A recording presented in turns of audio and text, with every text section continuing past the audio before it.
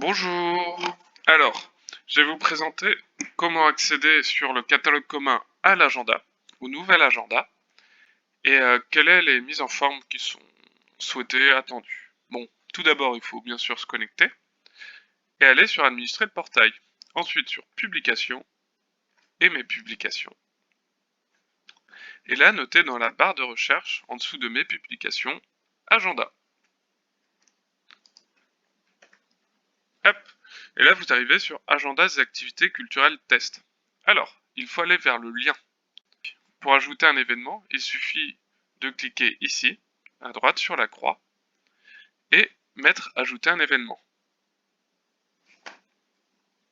Et vous arriverez là-dessus. Alors, moi je vais vous montrer à partir d'un exemple quelle est la mise en forme attendue. Donc, quand on est ici, donc tout d'abord ajouter le titre, pas besoin de mise en forme particulière, ça se fait automatiquement.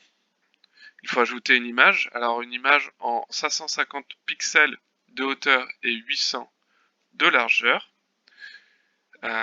qui ressemble un peu en format paysage. Alors pour avoir un pixel, enfin une image de cette forme-là, vous pouvez aller sur Canva, créer un design, dimensions personnalisées et mettre les dimensions que vous souhaitez.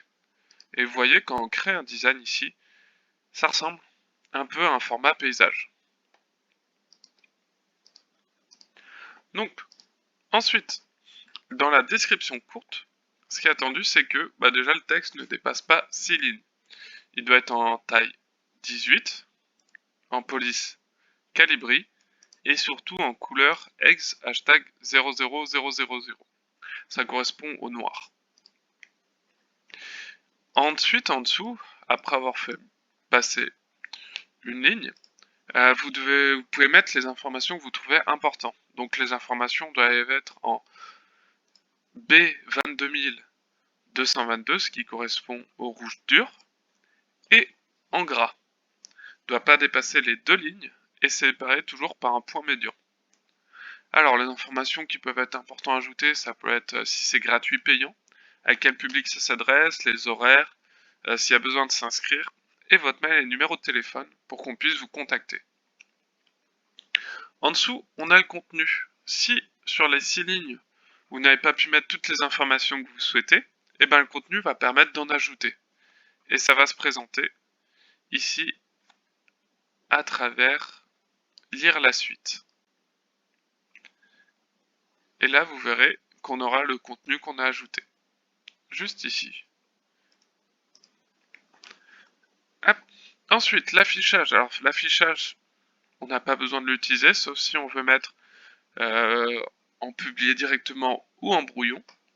La planification qui ne marche pas encore, mais là, on peut mettre quand doit apparaître sur le site l'événement et quelles sont les dates de l'événement, ainsi que quand l'événement va disparaître du site. Et là, on a plusieurs menus déroulants qui vont ajouter des informations supplémentaires comme le type d'événement, à quel public ça s'adresse, la localisation, d'autres informations sur numérique, déambulation ou hors les murs. Et en fait, ça va apparaître sous cette forme-là.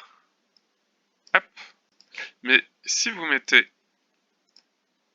tout sur un des événements, par exemple celui-ci, en fait, il ne va tout simplement pas apparaître.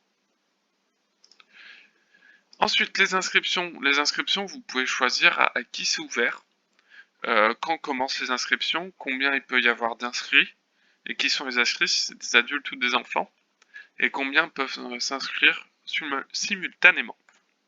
Et vous pouvez aussi avoir un droit de regard dessus, ainsi qu'avoir une notification. Et ensuite, permission des utilisateurs, ça permet de savoir qui peut s'inscrire, enfin, qui peut voir le contenu.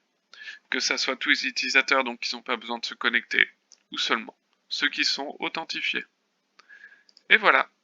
Alors, si vous avez des questions, n'hésitez pas à les poser à Dominique ou à moi-même. Merci à vous et bonne journée.